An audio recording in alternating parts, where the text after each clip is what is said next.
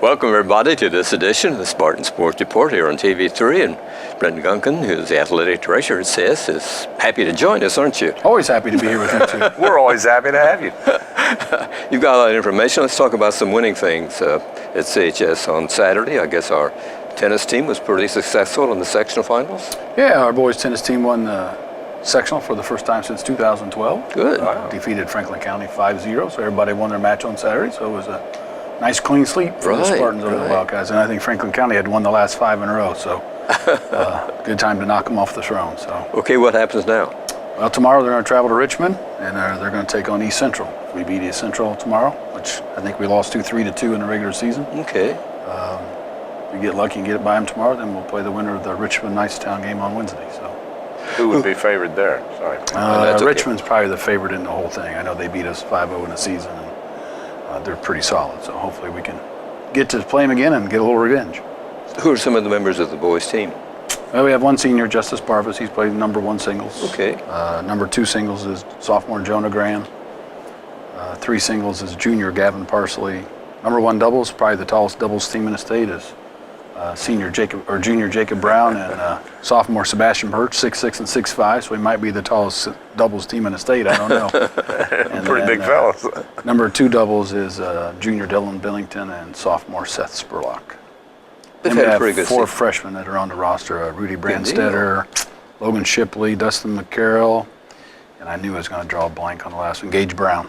So they're on the roster. And Chris Bloom is a coach? Chris Bloom is our head boys tennis coach, yes. He was a pretty good player when he was in high school. Yeah, you know, his favorite sport was basketball, and he learned how to be a good tennis player. So I think he's got a few of those younger basketball kids now involved in tennis, which is solid. So that's great. It's great to have a CHS representative like that. Yeah, you know, we have a few out around here. I know Chris Lakes used to be the head coach of Southwestern Shelby, who played tennis here. He's no longer the head coach, and Michael McKinney's the head coach at Batesville in our own conference, who played tennis here. So it's kind of nice to have a few Spartans out there coaching tennis in the area. That's right. Hope some fans show up for the Richmond event. Yeah, it starts at 4:30. I even forgot that Zach Mustin's the head coach at Union County. He used to be our number 1 singles player, and his brother Nick graduated last year. So it's kind of nice. But yeah, we play 4:30 tomorrow at the Richmond courts there at the high school. So.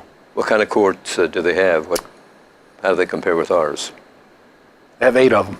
That's pretty diplomatic. Well, I can't say they're the greatest courts that we've played on. And if there's rain, one always seems to have a pond stand on because it's got a crack in it. So our kids will be there, and we'll do our best with everything they have, and I'm sure they'll put their best foot forward. So yeah, I want to wish those guys all the luck in the world here. They presented the trophy to Mr. Judd today at school. So good. What happens to the winners in the regional? Well, there's a semi-state at North Central on Saturday, so if you win as a team, but if you get knocked out as a team, but you win as a number 1 singles or number 1 doubles, until you lose, you can be in the single part of the tournament, which continues on until you get knocked out at least one time. So our 2 guys are still qualified, and as long as our team doesn't get beat tomorrow, we'll keep moving on. And then once our team loses, then they'll jump into the singles individual tournament and the doubles number 1 individual tournament, as long as they've not been beat in the team competition. It's got a lot of rules, so. It sounds like it, right? Are you keeping track of the rules? Of course. And if I don't, I look them up in the bylaws. So I have that on my desk daily. If I got a question, I can refer back to it. So. Okay, Saturday was a successful day, but Friday night we saw a team come to town and play football. They have a pretty good offensive firepower there in the air and on the ground. Yeah, you know, East Central, that's kind of been their bread and butter for years, is their football program. And, you know, they're a huge school, and they got a lot of the Cincinnati influence that's living out in the West Harrison area. And I think they had 24 kids on their roster that were 6'1" or 6'2" or taller, and we don't have 24 kids in our schools that are 6'1" or 6'2" or taller. So they were a little powerful on Friday night. I counted 19 assistant coaches. How do these guys stay out of each other's way? I don't know. There's a lot of them. You know, we have 8, and that's a lot for us. And we won't even come close to the game with them. We'd be outnumbered. So. Yeah, when I saw 3 buses pull up, I thought they must have a bunch of kids. Always, it's been consistent that way. I remember when we first started playing. When I first got here, we played them in the Hoosier Dome. They weren't a very big school back in 1989, but they're awful big now. So. Yeah, they got 13,002 kids. They're the biggest one in our conference. Yeah, our biggest school, and we're probably 300 students or better shorter than what they are. Yeah, we're so. around 1,100, I think. We're closer to 1,000. So. Oh, okay. Well, you're readjusting the figures here. Well, last year we were 1111. The last time I turned our account in, we were 1021. Maybe that's what I'm going by. Maybe they haven't updated it yet. Not till the principals have to turn some things in at the end of this week, I believe. So okay. They'll get those updated, and they're not updated on the website yet. So they'll take care of that in October. So. Biggest school in the area, East Central, bigger than Richmond. I'd say Richmond's probably about the same. Richmond might be just a little bit bigger, but they got to be close. So. Yeah. And what's amazing is that where do those people come from? You go down to St. Leon, there's not a lot of people that live there. Over at Sunman, it's kind of growing, but... Well, you got the Hidden Valley Lake area up there, and there's all kinds of houses. I bet there's 300 or 400 houses up in there, and there's a housing addition around Bright somewhere, and Hidden Valley Lake, or whatever that other place is down there. So they're just kind of spread out everywhere from here to there. Pinch down on top of Lawrenceburg and go all the way up to Franklin County. So they got a big area, don't they? It is a large area. Yeah. A lot to choose from, and defending state champions, so good football team. Winning breeds numbers, and It sure does. it takes numbers to be winning. So. A couple years ago, we went down there, and it was their youth night, and they filled that whole field with kids. I mean, there was no green showing on the field. It was just kids. Yeah, there's lots of them. I know when they were coming down, they were probably all the way from the football field to the tennis courts in one line. So it was a rather long line.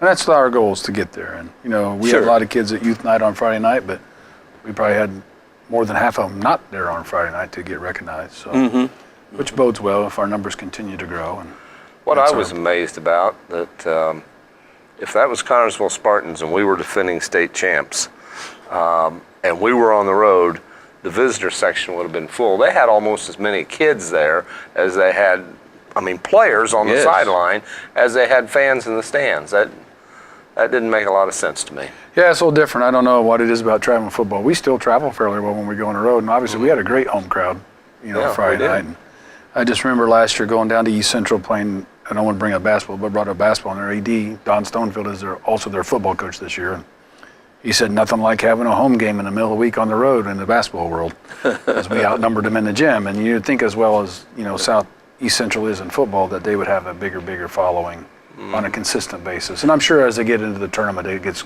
rather large, but it's kind of surprising at times. Yes, it is. Yeah, I was surprised at the small amount of people that showed up. It's not that far. No, it was south of Brookville a little ways. Yeah. I guess there'd be about 100. There's probably close to 200 there, but you think they have a little bit more than that. I would think. As good as our football team has been the past 3 or 4 years. So. Right.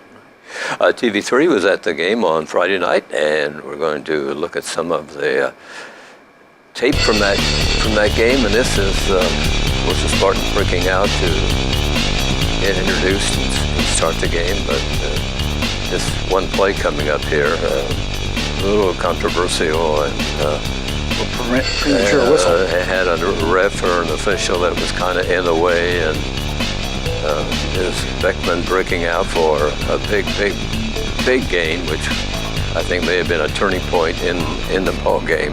Adam Kelly showing his displeasure at what happened. Brent, you want to explain what happened? The ball was... Well, I think the official just got confused who had the ball, so... blew his whistle. Brendan Robinson probably had him blocked out a little bit right there. He blew the whistle, and once he blew the whistle, the play's dead. You're right, blew the play dead, and I just think you ought to get more than not being charged for a down or something like that. I think you ought to be awarded something here. But there's number 12, who did a lot of passing and a lot of running, and Maxwell, their quarterback. It seems that the defense just kept our offense kind of off balance all night. They anticipated the Spartan plays, and it was... people get frustrated, but when you run a scheme, there's certain things you got to do consistently so other things work. Here we had another long run. It was called back by a penalty somewhere. Yeah, Beckman again with a good run. Not sure where the penalty was, but... So we didn't get Jason had a good night.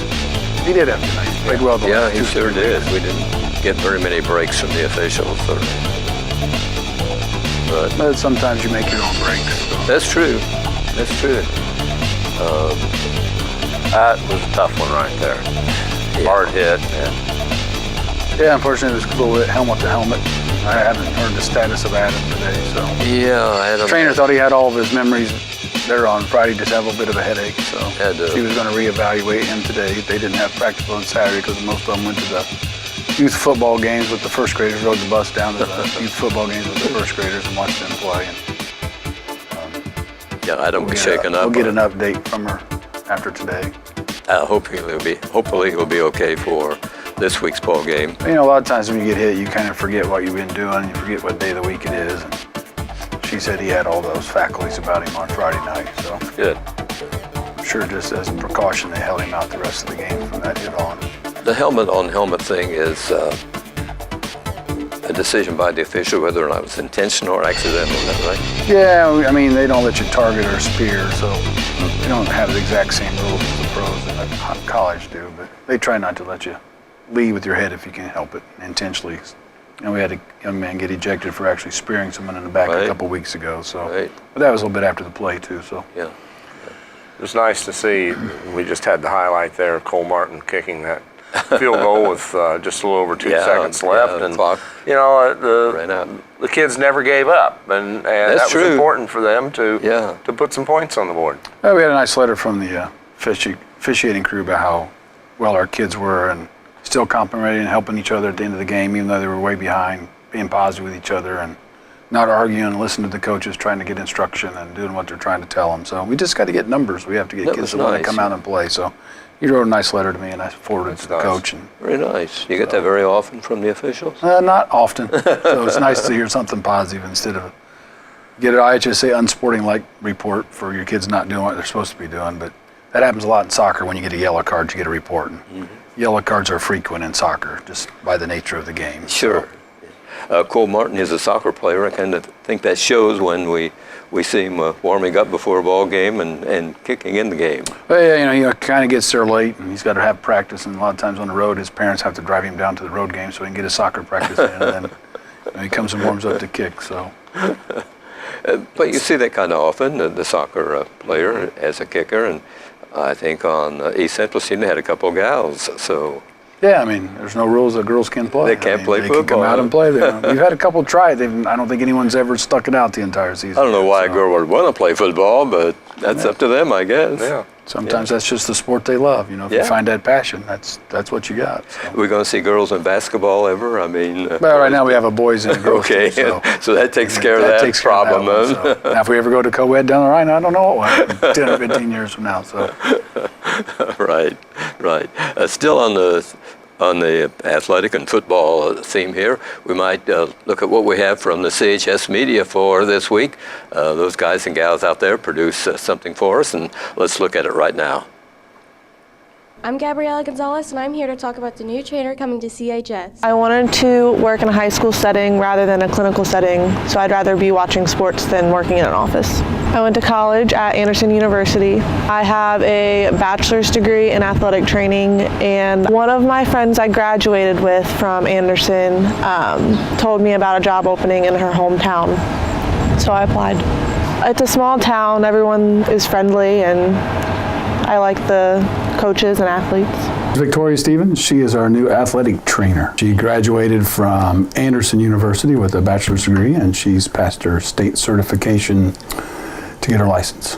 Well, hopefully she'll be taking care of all of our injuries and getting our athletes back on the field or the court or the plane. To wait for the hospital to do all their background checks and all their certifications to make sure she had her license. And just whenever they let her go to us, then we got her the first night at Greensburg football game. She has been doing a great job getting with students as far as making connections that Audrey was great at. She's a lot of the same person, it seems like to me. She deeply cares about our athletes, getting them back on the field, and having success with multiple sports.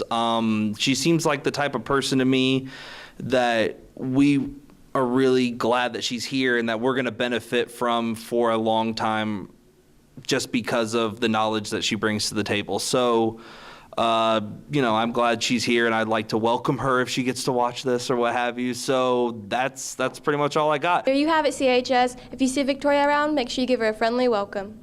Back to the desk.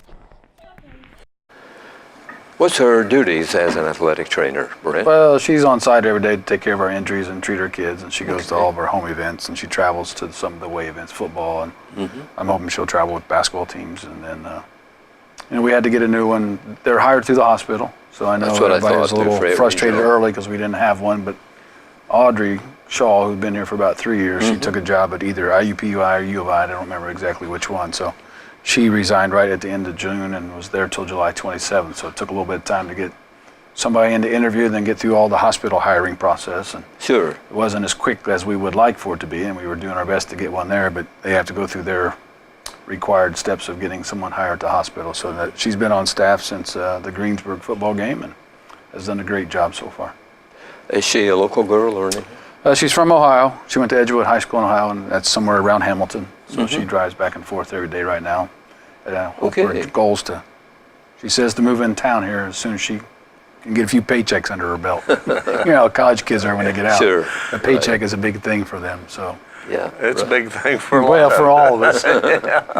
Well, I'm glad I know I spoke with her after the ball game and asked her about Adam, and she said that he was okay. So Yeah, I think we'll find out today when she reevaluates him, how he's feeling then.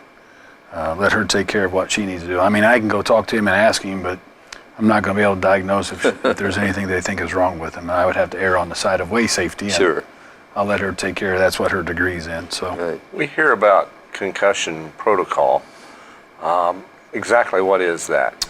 kids take an impact test, which gets, without going into detail, they answer questions, and it's based on how fast you answer questions and those things. And then once someone has diagnosed you with a concussion, you have to go back to a licensed physician that can see if you're back down to your baseline score. So, and if they don't think you are, then they keep bringing you back until they feel like you're comfortable and you can do all the things you were doing. You're not having headaches and light sensitivity and all those other things. So, and then once you're released, you got a 4-day progression where you can do only certain things the first day, and a little more the second day, a little more the third day, a little more on fourth day, and full practice on the fifth day. And then if you can handle all that, then you get back into play. So it can be extended Exactly. if truly they have a concussion, a person. Yes. And that would be true in any of our sports. Any sport that you're diagnosed with, and then they can put you through the protocol. And it's always safe to be, err on the safety Sure. side. And then, Absolutely. there's a thing called gap concussion insurance now, which we just signed up to get, which will help cover any expenses. I can't say, I don't know exactly, but today's the enrollment day, so we'll find out when we get more information, and we'll release that out to our kids. That it's pretty cheap for the whole athletic department, so we'll try to do a little part on our end to help support the concussion thing once the insurance starts. I know we've already had some, but unfortunately you can't go back to anything moving forward from October 1st. And I'll get more information as the IHSA it rolls that out this month. So. Good. I want to thank the CHS Media classes at Connersville High School for producing that for us. They're on the air every day here on TV3 every Monday through Friday at 11 o'clock and then at 10:45 at night. So hope you folks will check out and watch these youngsters in the media class. Are these juniors and seniors mostly, Brent? Mostly upperclassmen. There are a few sophomores that sprinkle in and out, but it's the longest running student news produced show great. in the country. So Again, we hope our... Joe retired after 50 years, and now Sydney Toshlag-Job's taken over, and Sydney will do a great job. And Joe did a great job, and Sydney's young, so there'll be a little more influx, probably a little more technology based, just because Sydney's a little more familiar with the new things than Joe was. But Joe did a great job for 50 plus years, and I see him there every day, so I think he's having a hard time letting it go. So I'll bet. Yeah. It is a great program at CHS, and not too many schools have anything like that. no, I'm sure there's a few, but probably not those out live. If I had to guess, to the public every day. So. That's great. This week at CHS, junior varsity football at Spartan Stadium against Centerville. On Monday, on Tuesday, volleyball at Rushville, girls soccer sectional at Rushville. The Lady Spartans meet New Palestine. New Palestine is a pretty good soccer team. Yeah, I would say they're the overall favorite. Are they defending champion or anything? I think they might be. I think so. I think I've heard that somewhere, right. And the boys, as we talked about, the tennis region at Richmond and Connersville will be well represented. On Wednesday, boys soccer sectional at Mount Vernon High School at Fortville. The Spartans play either Greenfield Central or Shelbyville, who open the sectional, playing each other in the opening round on Monday. How do you get to Fortville? Sam, you go there. Well, I go up, take I-70 to Greenfield. The Greenfield exit, go north Okay. on State Road 9 to Maxwell. And I forget the name of the 238, Indiana 238. Go west on that, and you'll come right to the school there. Okay. I get off Out. on the It's not Knightstown really exit. in Fortville, No, it's not. even though it's called Mount Vernon Fortville. Okay. Fortville's a couple miles away. You don't even see the So it's out in the town. country? It's out in the country. Oh, okay. Then I get off on the Knightstown exit and go north to 238 and just go across 238 all the way. Well, I may try that. You gotta Avoid the traffic. Get to go through at- Shirley and all those other, or at least in that little area. On Thursday, the volleyball team will be at Pendleton Heights. That's the final game of the season. The section begins next Tuesday at Greenfield. Friday, varsity football, the Spartans travel to Lawrenceburg to take on the Tigers. And on Saturday, Connersville hosts the IHSAA cross-country sectional. 10:30 in the morning is the start time. That's a big day. Yeah, hopefully we'll have some girls and boys at place and get our teams out and get some people to the Rushville Regional next Saturday. And hope for good weather. Hey, cross-country kids, they don't That's mind. true. They They don't really want to run run in in rain and snow rain, and but if sleet. it's cooler and not quite as hot, they'd be excited Sure, about that. sure. So, Right. it's kind of like football. You play and you run no matter what, unless there's lightning. So, but I'm sure they like the lovely dry day. And Well, we wish Coach Art and all the kids the best of luck. absolutely, they're out there. And in fact, I saw Centerville's bus out there getting ready. They're running the courts today. So Okay. a lot of schools will come in this week Okay. to get a little extra practice on the course. Oh, so it's as long as they call, they ask me, and I let them come in. So. Yeah. Middle school sports this week, volleyball, Monday at Union at Modoc. Tuesday, they're home to Richmond Dennis.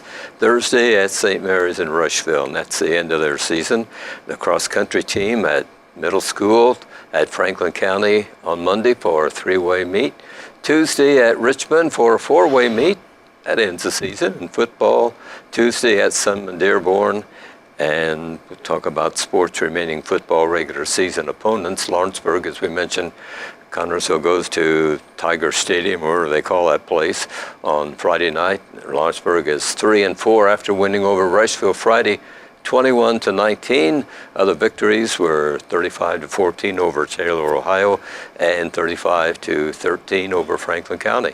The Tiger losses: East Central 38-7, Milan 17-8, Greensburg 34-33, and Batesville 33-30 in overtime. Boy, a few breaks and they have a pretty good record. well, close games. Yes, yes. Batesville, who comes to Connersville to close the regular season October the 12th, is 5-2 after winning 42-21 over Greensburg. They play at Franklin County on Friday. Records of area teams, we'll look at those. Cambridge City Lincoln 0-7. They lost 41-12 to Union City. They're home Friday with Winchester. Centerville is 4-3 after winning 27-8 over Union County. They'll be at Union City on Friday. Franklin County is 2-5. They lost 49-9 to South Dearborn. They're home with Batesville on Friday. And Richmond is 1-6. They lost to Lafayette Jeff 44-6. They'll be home with Anderson Friday. Rushville is 4-3. They lost 21-19 at Lawrenceburg, home with South Dearborn on Friday. Union County 4-3 after that loss to Centerville 27-8. They're home with Monroe Central come Friday. So season winding down football. Yeah, it's hard to imagine. They're all just beating on the door. Had the volleyball draw yesterday. And Yes. this coming Sunday is the football Right. draw. And Right. won't be long. We'll be in the wintertime.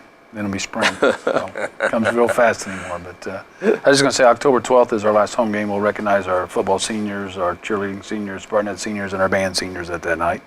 It's also Pink Out Night. Right. Put some things out on the That's web great. this week about if you want to purchase a shirt. Mm-hmm. And then we'll donate that to Cancer Society. As you know, we have a young lady on the volleyball team that was diagnosed with cancer earlier, and she's Right. going through treatment. So anybody wants to come out and support that on Friday night, October the 12th, that'd be greatly appreciated. It's not for her, but it's, Sure. it's going to our That's a Cancer great Society to help night, try right. to find a cause. So Senior night is always kind of a night that I guess you like to see it come, but in a way, it's there's a lot of emotions by a lot of Right, I different would people think on the so. track at that time. so- Bittersweet. right, and moms and dads of the kids that are seniors. It's, as you say, a bittersweet night, I would think, and everything. But it's It's a great thing to have. As you said, that the tournament pairings will be coming up this Sunday for the football tournaments, and they'll be beginning with the sectionals, of course. I think it's at 12 noon on area radio stations. I don't believe there's any TV or anything. Also, it'll be on the IHSA website, I think. Yeah, it's on the IHSATV.org site. So Oh, okay. it's streaming on the web. And the Spartans are in the Class 4A sectional, number 22. Other teams are Mooresville and Beech Grove, both with 6-1 records. Mount Vernon and Newcastle both are 4-3. Richmond, Greenwood, and Shelbyville are all at 1-6, and the Spartans, of course, are 0-7. So, Beech Grove 6-1. I was looking at the records yesterday of all these teams and who they'd played, and is Beech Grove, have they moved up because of success or? No, they were in our Because of- sectional last year as well. So. Okay, but they don't, I think that we may be the only 4A school, us and East Central. I think they play East Central on their schedule. Everything else is 2s and 3s. It might just be about where they're located on that side of Indianapolis and not wanting to travel a long distance when you can play somebody 10 to 20 minutes down the street. And so. we mentioned Newcastle. They are 4A in football, but 3A in basketball. Well, that's because there's 64 teams Right, pulled out of the top. because of the enrollment, and when you Six guys classes, at the ICCA get all together and throw things at the wall and that kind of stuff, that's how it. We'll find out in April when we do realignment. And I'm sure I'm going to be on one of those committees. So. Coming up in April, every 2 years they realign? Every 2 years they Every 2 realign. years. They'll do everything but baseball and softball in April, and then they'll do baseball and softball next Okay. August once their state tournament's over. So when they first started doing it, they did everybody in April. Well, then when people won softball and baseball, the Success Fester came in, and some people that were going to host in this class, they're not even in there now because they got moved up or whatever. So they'll do baseball and softball next August, and they'll do the rest of them in April. So. Okay. Hopefully we'll be lucky enough, as we have been in the past, to have the first sectional game at Connersville. Knock on wood, Adam's been here 6 years. This is year 7. We've hosted the first round for 6 consecutive years, which the odds are against us. So, but we'll find out Sunday. So We like that as media people. That's well, right. I don't mind hosting. It's always great to have people come to your facility. Sure. And put shows on for them. And you are, CHS is a great host. We travel around and I'm fed better at CHS football games than anywhere we go. Well, you're only as good as the people that work around you, so you try to take care of those. But we'd be happy to host. It's just a lot of paperwork. And last couple of years, I've been the financial manager for the sectional, so I always get thrown under the bus when we get ready to have our meetings, and they say, well, you're a math guy, and you've done this well, so I'm sure Brandon at Mount Vernon will throw me under the bus one more time, but that's all right. So Mooresville, we played them last year, I believe. Yes. Yes, right. They must be a pretty good team, 6-1. Yeah, we've played them in basketball before, and they're a big school, and Yes. they're solid athletically. They're a suburb of Indianapolis, and so Right. they're always going to be solid. Interesting tourney. Hopefully, Spartans may go into that thing with a 2-7 record. Who knows? Well, that's the goal. I think our kids are out there working hard and they're doing the best they can, and you can hear the coaches coaching them, and the kids are helping each other out, and they're not going out there to put their worst foot forward. I guarantee that. They're out there trying to do everything they're asked to get things done, and sometimes your horses just aren't as big as the other horses. Sure. And in football, unfortunately, size can take over. So East Central is a good team, and I think they probably got a lot of scouts watching those kids for college. there's a few I've heard that UC's offered, and they got some kids that are going place. So hopefully that'll be us one of these days. That people are coming to our place to look at a few of our kids. So. Good luck on Friday night when you go to Tiger Town. Thanks. I'll be down there. Okay. They probably won't start till we get there, but. They're going to start whether I'm there or not, but I'll be there on time. So. Okay, and then as you pointed out, on the 12th will be a big night here at Connersville. Yep, be senior night for all the 4 things I named. Most of the sports have had their senior nights already, Right. so we'll do the band, the Spartanettes, the cheerleaders, and the football players on Friday night. And it's pink out night, so. As always, Brent, thanks for joining us. Happy to be here anytime. And thanks everybody for watching this edition of the Spartan Sports Report here on TV3. Good evening, everybody.